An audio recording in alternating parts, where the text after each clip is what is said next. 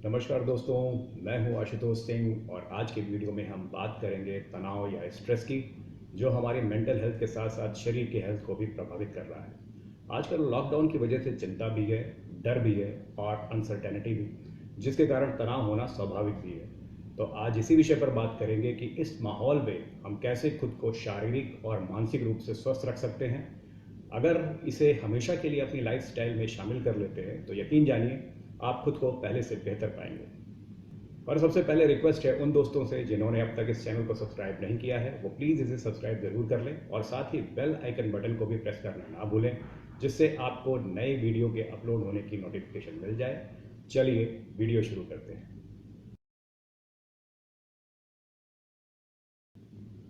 जब हमें किसी तरीके का तनाव होता है तो उसका जिम्मेदार कार्टिसोल नाम का स्ट्रेस हार्मोन होता है, जो हमारी मेंटल प्रोसेस को बुरी तरीके से अफेक्ट करके हमारी मेमोरी पावर को नुकसान पहुंचाता है। स्ट्रेस या दबाव की स्थिति में कार्टिसोल का लेवल खून में बढ़ने लगता है, जिससे किसी भी व्यक्ति के मन और शरीर पर बहुत ही नकारात्मक प्रभाव पड़ता है। कार्टिसोल का बढ़ा हुआ लेवल सीखने और याद करने की क्षमता को भी बुरी तरीके से प्रभावित तो करता ही है, साथ ही वजन बढ़ने, हाई ब्लड प्रेशर, दिल की बीमारी और किसी भी मानसिक बीमारी का कारण भी बन सकता है। चिंता की वजह से अपने काम पर फोकस करना बेहद मुश्किल हो जाता है, मन में नकारात्मक विचार आते हैं, इसीलिए कार्टिसोल पर नियंत्रण के उपाय हमें ज़रूर करना चाहिए। तो अब ये सवाल उठता है कि कार्टिसोल को कैसे कंट्रोल किया जाए।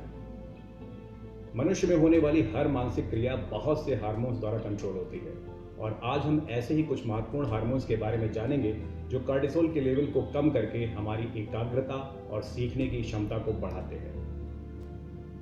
डोपामीन, इसे मोटिवेशनल हार्मोन भी कहा जाता है। ये एक हार्मोन है जो आपको किसी भी काम को करने के लिए ज़रूरी मानसिक एकाग्रता और मोटिवेशन देता है। ये एक न्यूरो हार्मोन है जो खास तौर पर ध्यान, एकाग्रता और प्रेरणा जैसी मानसिक गतिविधियों के लिए जिम्मेदार होता है।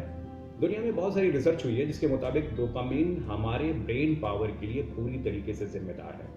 हमारे दिमाग में प्राकृतिक रूप से डोपामीन का उत्पादन होता है। शरीर में डोपामीन हार्मोन की कमी के चलते थकान, ध्यान न लग पाना, एकाग्रता में कमी, भूलना, नींद न आना जैसे लक्षण दिखाई देते हैं। सेरोटोनिन, इसका इस्तेमाल एंटी डिप्रेशन के तौर पे किया जाता है क्योंकि ब्रेन में इस हार्मोन का लेवल कम होने की वजह से व्यक्ति के डिप्रेशन में जाने की संभावना बढ़ जाती है। ऑक्सीटोसिन, इसको हम लव हार्मोन भी कहते हैं क्योंकि ये रिलेशनशिप और इमोशनल अटैचमेंट बनाने में मुख्य भूमिका निभाता है। अब सवाल ये उठता है कि इन हार्मोन्स के लेवल को बैलेंस कैसे रखा जाए।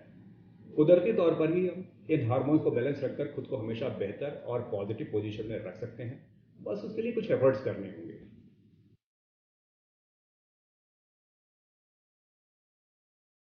सुबह फ्रेश होने के बाद प्राणायाम करें, गहरी सांस लेने का अभ्यास ज़रूरी है। डीप ब्रीदिंग से हमारे ब्रेन में ऑक्सीजन का फ्लो बढ़ जाता है, जिससे चिंता और तनाव का स्तर काफ़ी कम हो जाता है और हम शांति महसूस करते हैं। मेडिटेशन या ध्यान करने से सेरोटोनिन का लेवल बढ़ता है और एंडोर्फिन्स रिलीज होते हैं, जो शरीर में कार्टिसोल के प्रभाव को कम करते हैं। योग करने से हमारा ब्लड सर्कुलेशन बेहतर होता है, शरीर का लचीलापन बढ़ता है।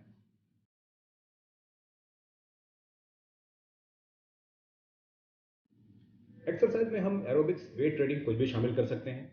एरोबिक्स से एंडोर्फिन्स रिलीज होते हैं। इसमें आप ब्रिस्क वॉक, रन, जंपिंग रोप वगैरह कर सकते हैं। ये वजन को एक हेल्दी लेवल तक बनाए रखकर तनाव और हाई बीपी को भी घटाता है और ब्लड शुगर के लेवल को भी नियमित करता है। वहीं वेट ट्रेनिंग से ह्यूमन ग्रोथ हार्मोन्स, सेरोटोनिन और डोपामीन बढ़ते हैं। ये हार्मोन्स चिंता, तनाव और डिप्रेशन को कम करते हैं। शरीर का ब्लड सर्कुलेशन बेहतर होता है, ध्यान और एकाग्रता में सुधार आता है। इसलिए अपनी लाइफ रूटीन में एक्सरसाइज जरूर शामिल करना चाहिए।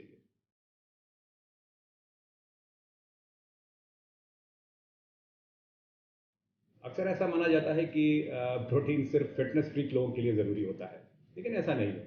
प्रोटीन हर किसी के लिए ज़रूरी होता है। प्रोटीन हमारे मसल्स के लिए एक ज़रूरी माइक्रो न्यूट्रिएंट्स है, इसीलिए आज से ही प्रोटीन रिच फूड लेना शुरू करें।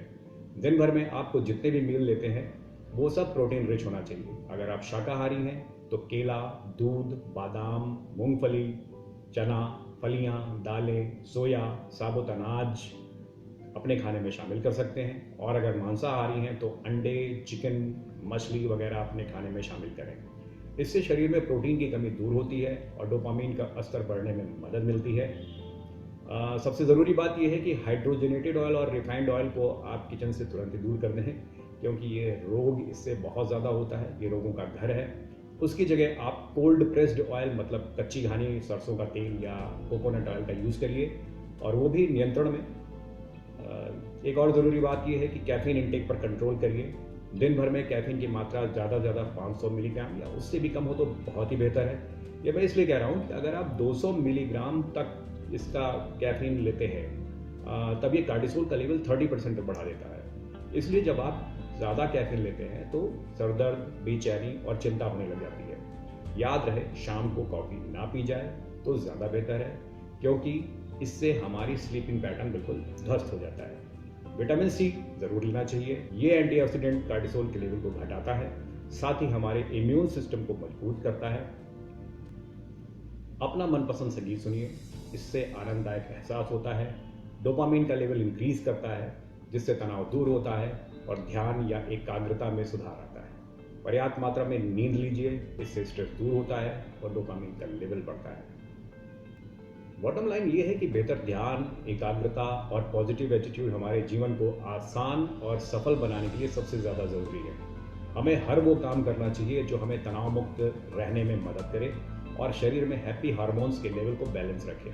इसलिए बेवजह तनाव लेने की ज़रूरत नहीं है। हमेशा पॉजिटिव रहिए, खुद को बेहतर बनाए रखने के लिए हमेशा प्रयास करते रहिए। ये आपकी जिम्मेदारी है अपने लिए। दोस्तों, आज के वीडियो में बस इतना ही। अगर आपको ये वीडियो पसंद आया हो तो लाइक करिए, दोस्तों के साथ शेयर करिए, और अगर ना पसंद आया तो बिंदास डिसलाइक करिए, पर दोनों ही कंडीशन में चैनल को सब्सक्राइब जरूर करिए। धन्यवाद। जय हिंद।